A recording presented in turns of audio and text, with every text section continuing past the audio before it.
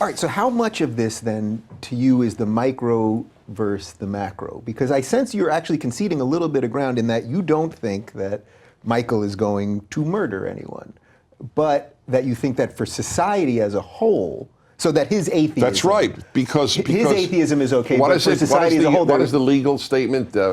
Bad cases or exceptional cases make bad law, whatever it is. Of course there will be individuals... So look, my favorite analogy, seatbelts save lives. Is that a generalization? It is true. Is it true in every single case? Of course not. Sometimes you die because you wore a seatbelt. It choked you, you couldn't get out of a burning car or whatever. So if there are two people, one, they're both moral. Michael Shermer's moral, this guy's moral. The guy who thinks God will judge him for his behavior, I trust in the final analysis more than the person who only has to answer to his own conscience. I am not a big believer in humanity. Unless the guy says Allahu Akbar just before he tells you. You're right. That's not the God I'm talking about. But if we had an imam here... So then, all right, so fine. So then I'll give you... So Mao Zedong was an atheist. I didn't saddle you with Mao. Mao killed 80 million people. But you addressed that in your video, don't you? That what they had replaced with religion was a different ideology. Yes, was an atheist religion. Yeah. Of course. Yeah. But that's well, not an atheist religion. Communism was an atheist religion. Well, of course it was. But that's not... People don't kill in the name of atheism. They kill in the name of some economic ideology. Or whatever, right? Or racist, or I understand that. Doesn't matter, though. Yeah. You first had to get rid of God. I'm not saddling you. If you believed in God, Mao killed you. No, I don't want to saddle you with the ISIS thing. I'm just saying, if we had an imam here and he said, well, we believe in Revelation also, and ours came in the 7th century, and you know. Yes, that's fine. Okay. So I'm telling you that the God that you and I are talking about was revealed in the Old Testament. That's the God we're talking about. That another man makes another claim, may he live and be well, it is irrelevant to my argument. Okay. Okay, there are people who believe God has 12 heads and is a turtle. I can't deal with that. I'm just dealing with the God who gave the 10 Commandments. Okay, but so that though, how then do you square the people? I mean, remove the 3 monotheistic religions, and I'm not talking about the guy that believes in a turtle with 12 heads, but just other religions. Just other, polytheistic religions that have existed for a long time that do have a basis in morality. Or Buddhism, Hinduism. Yes, and I think it's terrific where I don't think that the Buddha would have argued that morality is objectively real. I've studied Buddhism. I'm not a Buddhism scholar, but he sought inner enlightenment. The Buddhist project is not to make the world moral. It is to have the individual transcend his ego. And there's great value in that, but it's a different aim. So what do you think about the micro versus macro thing? Because I know you pretty well, and I'm pretty sure this thing's not going to end with you murdering the two of us. But I do think there's some legitimacy to the argument that on a societal whole, if everyone just starts listening to the thing in there, people are kind of wacky and are going to do crazy things. And we have evidence because we've already just mentioned ISIS and all kinds of other things. That's right. So what do you think about that? It's the small, the individual versus the collective. No, it's a perfect point. So you and I are both fans of the Founding Fathers and the Constitution and so on, and we were just talking about the Hamilton biography and what a genius this guy was, Jefferson and so on. I don't think they were channeling Moses or Jesus of the Old Testament. They were channeling Hobbes, Locke, and Rousseau, Aristotle, all the great philosophers who came before that thought, what's the best way to structure a society that we attenuate the inner demons and accentuate the better angels? All right, we need 3 structures, 3 judicial. I'm sorry, branches of government. 3 branches of government. Sorry, we don't really use them anymore. That's why it's not on the tip of your tongue. We need we need a Supreme Court, and we need local court. We need a rule of law. We need a police, military. So basically, all that was a sort of a science or technology of social structure. How can we do this? Because people will act on their own best self-interest. That's why we need checks and balances and so on. And that didn't happen in very many places in the world, and historically, only a couple of times has that happened. So it's a unique experiment, and in a way, the social contract, let's call it that, is a transcendent, objective form of moral, legal, social system by which we're going to live so that we all flourish and survive and flourish and have a more moral lives. And it works pretty well, even though, like in your seatbelt example, doesn't always work, but it works better than all the other systems. And to me, it feels transcendent in the sense it's not my opinion, it's not your opinion. These guys set this up. It's been tweaked and tweaked and tweaked. It's like an experiment. That's why Jefferson called what we're doing an experiment a lot. He said, we're running the experiment. Tweak the variables, have another election. Tweak the variables. The Supreme Court says, no, we're going to do this, that, let's change that. That, to me, feels objective in the sense of it's outside of me and you. It's not just opinion.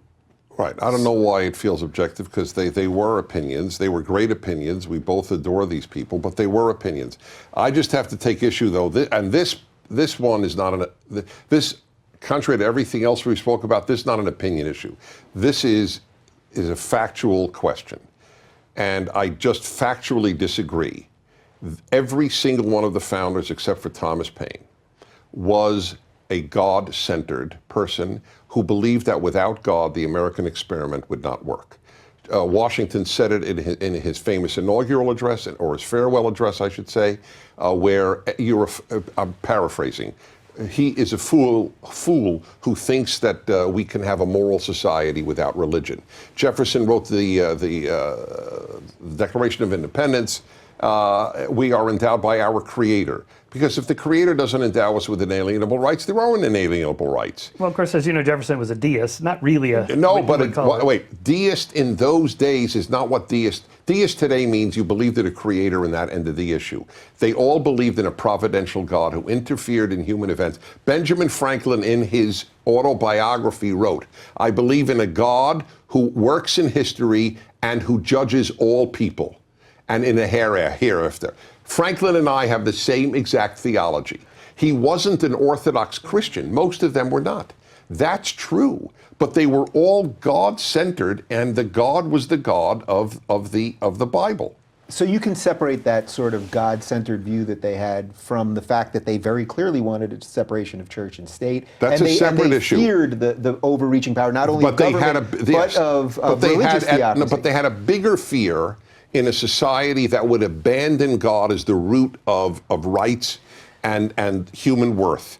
That was as big a fear as any. So do you and think, by the way, separation of church and state, as we all know, but it's worth just noting, is in one letter that Jefferson wrote. It's not in the Constitution or anything else. Actually, one of my favorite moments in the Hamilton biography is where he's later asked, how come you didn't put God in the Federalist Papers in the Constitution? And he said, I forgot. And then turn out the biographer goes, this from a man who never forgot anything. He didn't forget it because it's not an argument. You can't make an argument to your fellow politicians or whatever you're trying to campaign. It was this supposition of the founders that people would believe that rights came from religion and that the Bible would be the moral educative tool of their children. Lincoln rarely went to church, had a Bible on his nightstand, and everyone says he read it every day. Well, why do you think they put in endowed by our Creator then? Do you think it was just sort of a linguistic trick in a way to... I think it's language they put in just to kind of reinforce the point, like putting in God, we trust on the money, which was done in the 50s to counter the atheism of communism. And I think also, to your point, I think there was a sense in the Founding Fathers that we can't police everybody. It's a big, open country. We can't have, policemen on every corner and so on. It would be good if everyone had an internal policeman. Exactly. Yeah. I totally agree with that. Well, I don't think we need that anymore in the sense that now we have we're better? People are kinder today? Oh, absolutely. Well, the American experiment is unraveling. I don't think so. Fine. You have more optimism about what's happening in the country. You should be super optimistic. The Republicans are running the show. Yeah, so but I don't think they're. I think you have bigher fears related to maybe media. That's a separate. That's a whole other thing. Look, all I know is 50% of kids, according to Pew, do not believe in free speech. For hate speech. I think that's a problem. We already agree on that. Yeah. Okay, I know we agree. That's my point. Yes. I think that the American Revolution is being undone. Equality is supplanting liberty. The French Revolution is defeating the American Revolution. All right, you know what? Let's hold that to the end, because I think that's where we can all sort of come around and tie this nicely together. So, but just circling back, because I'm glad you brought it to the political part of this. When I see all these people on the right that often talk about God publicly, politicians, let's say Ted Cruz or something, he'll also say, I'm a constitutional conservative and I'm an absolutist. Now, I believe that the Constitution is probably the greatest political document ever made. I wish we could be governed by those three branches of government that we're supposed to be. I wish we were doing things the way that they are written. Unfortunately, we're not, for a series of reasons. But do you think so you just don't think that would be enough? That right. The Constitution simply would not be enough? Right, and the founders would have said it's not enough too. That's my point. It's not. It's my opinion, obviously, but I believe it was their opinion too. They understood that human nature is so anarchic that without believing that I am morally responsible to a moral God, the society will fall apart. And I think they're right. I would prefer to believe that people can internalize moral values such that intrinsically it's good not to do this just because, full stop, not because I'm being watched, there's an eye in the sky, not because I'll get rewarded later, but because it's just good to be Would good. you prefer that people work hard without getting paid? Well, it depends what they're doing. And anything, a waiter, it doesn't matter, No, a factory worker. I believe people should be paid, yeah. Exactly. Okay, but So wait. Why is that less, why because work is not moral. Work is not morality. It's a different, It's not that it's a different different. realm of behavior. I'll never forget, it made a big impact on me. Before I got married at 32, so my whole 20s I was a bachelor, and I knew nothing about marriage, because nobody knows anything about marriage till you get married. And so I talked to married men. I had a friend who was a married guy. So he's a good-looking guy. He was an ex-Marine. He's an intelligent guy. So I said to him one day, I said, Bob, I'm just curious, and you were close enough, did you ever cheat on your wife? And he said, you know what, then it's funny you should ask, because obviously I got to know, I'm tempted. I travel a lot. It's tempting. And he said, I'm not at all religious. I never go to church or synagogue. But I got to tell you, I know this is going to sound funny, you're going to laugh at me, but I really do believe God is watching, and he said, do not commit adultery.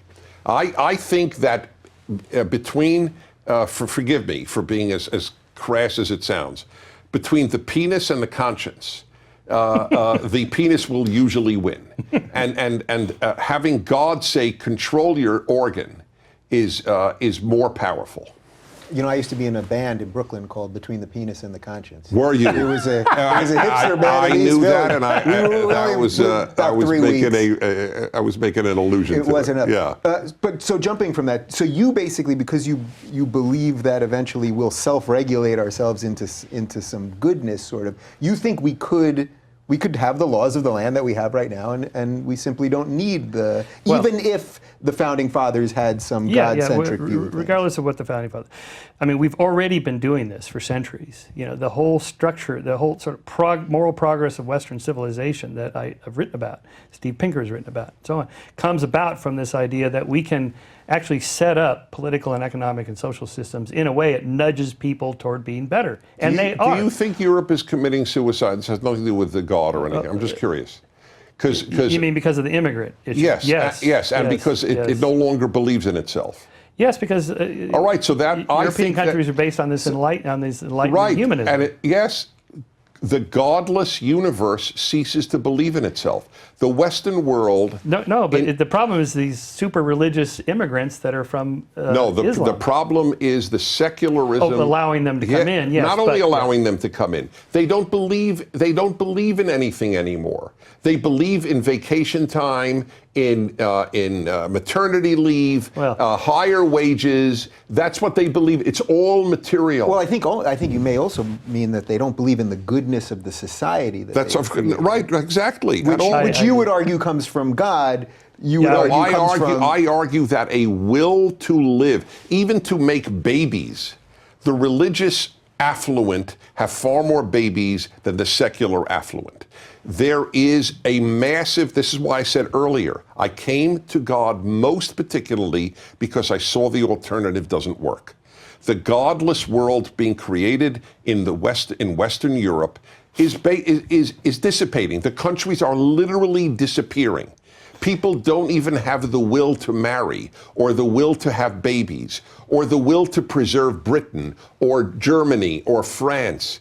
That's a loss. So that's why I think the micro-macro thing is the most interesting part of this conversation, because again, I don't think you think that That's Michael correct. can't, in and of himself, and with all your friends and Yes. family, live a perfectly moral life. But do you think there is something to that? Because we are watching Europe slowly crumble, and I don't think anyone knows exactly why. I think that is ultimately the reason. That's why I think the universities have crumbled. Godless is wisdomless. On an optimistic side, Yeah. I know a lot of Germans now because my wife's from Cologne, and they're not just sitting around going, "How can we get more welfare and make more babies and get more food stamps?" That's not what That's what they vote for. They go to work like the rest of us do. Yeah, no, but that is what they sit around thinking. I just had a German medical student live with us for 6 months. He described a Germany that I assumed, and it's not just Germany, it could be Belgium, it's irrelevant. That's what the materialist secular mind thinks about, is material. It makes perfect sense. It is now in the European Constitution, I believe, how much vacation time, it is now a human right to travel. But they didn't even mention in the European Constitution that Christianity had formed Europe. I'm a Jew saying this, but I care about truth. Christianity made Europe. Without Christianity, you lose Europe. That's just the way it is. But there's so you're picking certain countries that maybe Christianity had positive development. Most Christian nations, like all the Catholic nations in South America and so on, they didn't develop all those civil rights and equal treatment for women and so on. Right, I'm talking about Western Europe. Yeah, so what's the difference? Okay, so it's not religion, it's something else that's going on there. Well, and my argument is that it's these Enlightenment... It's right religion. It's good religion. There's bad religion and there's good religion. It's Christianity. There's a little trapdoor you're giving there. It's not a trapdoor. Of course it's true. How could I argue otherwise? He would argue there's good atheism and bad atheism. There's good secular and bad secular. It's just, why can't we be allowed that truth? There are people who get it wrong. There are people who do not emphasize the 10 Commandments. They emphasize 55 other things and they call themselves religious. What am I going to do? I'm unhappy about them. But how do you know which is the better religion or the less good religion? What's the criteria of judgment? The same criteria that you would offer. I want to see your fruits. Yes. That's the only thing that matters. Right. And the fruits of secular Europe is no more Europe.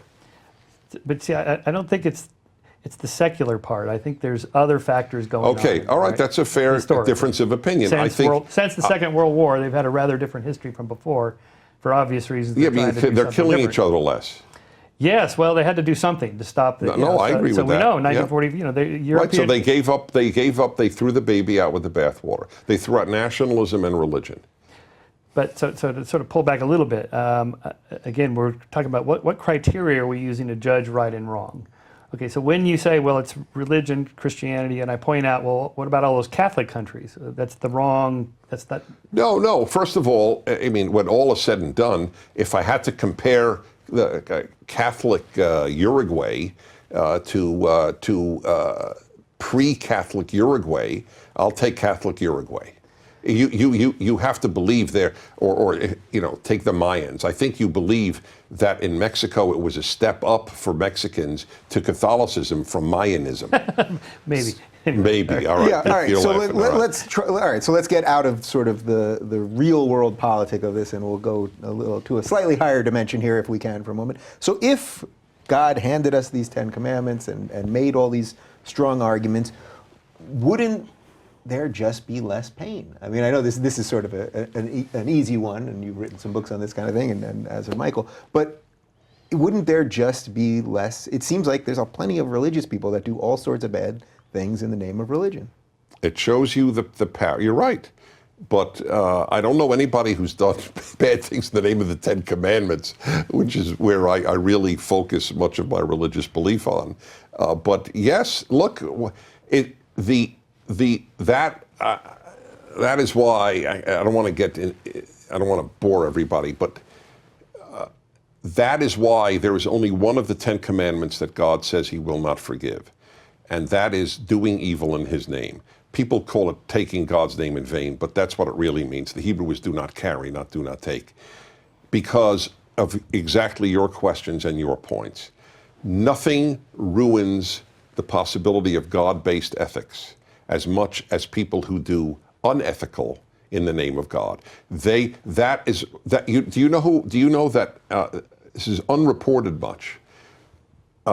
There are more atheist kids in Iran today than in the history of the Muslim world. The Ayatollahs are creating more atheists than every atheist activist on steroids.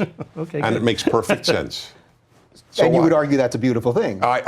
between a secular Iranian and an Ayatollah Iranian, I'll take the secular any day. Right. I told you the fruit's what matter to me.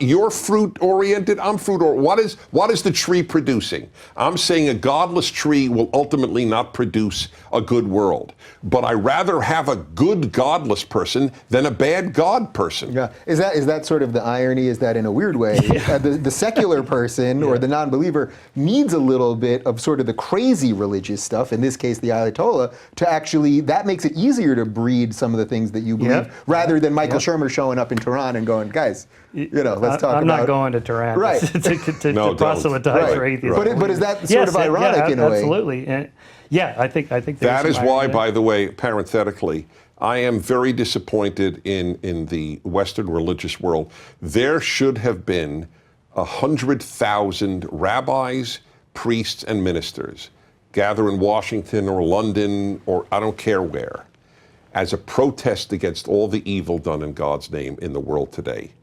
They have sat on the sidelines, intimidated by the New York Times, which would call them Islamophobic. They have more fear of the New York Times than fear of God. I would say that as a general assessment of most religious people, Jew and Christian, in the world today. Maybe we should organize a joint atheism, secularism. We should. And protest. That is exactly right. And I don't care if somebody calls it. We're not Islamophobes. No. We're evil. We're evil phobes. phobes. Yeah. That's my man. So I'm glad we got there because, look, we could do this for hours and hours. We've done about an hour already. Right. So first off, before I kind of get us toward the final part, did we miss any? I know we could dissect each video perfectly, it was exactly what I imagined. It was a wonderful discussion. Is there anything you want to club them over the head with that I might have missed here? I mean, these are the great issues of all time. Yeah. And the fact that they're not ultimately resolvable, I think, hints at how difficult they are in terms, the big questions: is there a God? Free will, determinism, moral right and wrong, good and evil. The fact that we don't have universal agreement on it, like a law of physics that you can measure everywhere, tells us these are hard problems, which is why the only way to figure out what to do is to talk to other people, especially those who don't agree with you. Because if you're in the echo chamber, you're only going to hear what you're just wasting your time. So how do we put that into practice? Because I try to talk to people from all over the political map, and I have two people who view perhaps the biggest issue of all time in a very different way, and I have equal respect for both of you. And the question I get from people all the time is, well, what do we do now? Because I do think people think, as you said, Western Europe is crumbling. I think people think the underpinnings of America for a zillion reasons. They are. For the people that fear Trump, the people that fear the media, whatever corner you're in. Right. But here we've had the fear of Trump is irrational. Okay, it's just irrational. We're not here for politics. But you raised it. I just want to say, you didn't have to vote for him. You don't have to support him. But there is a hysteria, like Russian collusion. It was all hysteria. Like he foments anti-Semitism. It was all hysteria. You know who called in 90% of the hundreds of threats to Jewish community centers? An American Jewish kid living in Israel. And the others that he didn't call in were called in by a black radical who wanted to frame his ex-girlfriend. Yeah.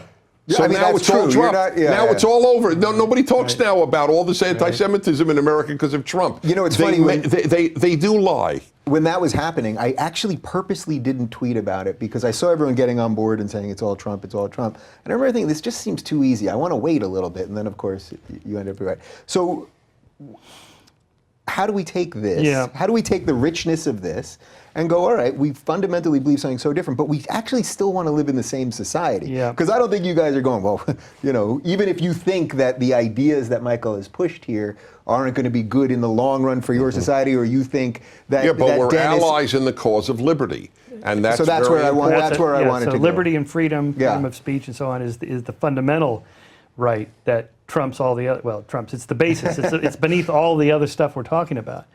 And So isn't it interesting that you both can get there? Yeah, absolutely, and I'm encouraged by that, and as well as I'm not sure what you call what you're doing, alternative media to the mainstream media, or the internet media. I call it something different in every universe that I'm doing. Okay, yeah, I don't know what the right word is, but I'm really encouraged with shows like yours, Joe Rogan's, Sam Harris, and these are great shows. I mean, the most interesting conversations that I listen to are there, not on CNN or whatever. No, this is where it's at, and this could be the future, where even academics who are seemingly hopelessly lost here will see, like this Jordan Peterson guy. He can make more money on Patreon than from the university. Maybe that's the future. It's like just talking to people like we're Well, doing. look, I know Prager University, we tell people get a free education. We'll have 400 million views this year. Right. And the greatest single percentage is under 35 years of age. All right, so then I have one final question for you both. What would be your greatest sell if someone that's listening to this that is an atheist, they've just come to that conclusion, and if they didn't want to be not convinced, they don't want you to convince them to not believe, but they want to be convinced of wanting to live in the same society as you, what's the greatest Well, sell I there? gave the argument earlier. The founders did understand that without God, a limited government won't work. Just as you said, we seemed to that was an area of agreement, it seemed to me, and I don't want to put any words in your mouth. God forbid. But they understood if people feel morally accountable to God, then we don't need a lot of police. We don't need a big government. Government rises in the West as God diminishes in the West, and in the United States or in Europe, because somebody's got to police people, somebody's got to dictate what happens. The government substitutes. I don't want big government, and the American dream was to have limited government so that we're free, but ultimately morally answerable to the God of the Ten Commandments. That's clever because he's playing to the classical liberal small government Yes, people well, here. I But agree, what would you be your sell job for the person that's a believer that's watching this, but you want to live in that same society? Yeah.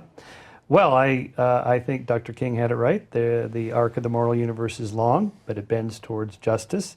I think the origin of the bending force has been this inculcating in all of our thinking to make it our second nature, to be good for goodness sake, full stop. Now, we're a long ways from getting there, but we're better than we were half a century ago, better still than a century ago, and so on. I do think I think that moral arc is built into the structure of society, the way we keep tweaking it. It's like an experiment, and I think we need to keep running the experiment, and that open, free dialogue and speech is the only way to keep tweaking it in the right direction. Well, this has been an absolute pleasure for me. So For us, I too. hope you guys have enjoyed it. Totally. And you both agreed. It took us a while to get the schedules lined up because you guys are busy. But I'm glad we did this, and I hope we can do something like this again. We can Sounds great. figure out some other existential things. You do a great job, to by the crack way. You through. really Well, do. I just kind of turn this way a little bit. and then You I- know what? I have no reason to patronize you, so I'm not. But your questions evince sincere curiosity, and that's a big deal. Strangely, I think doing something that should be common these days. It should be.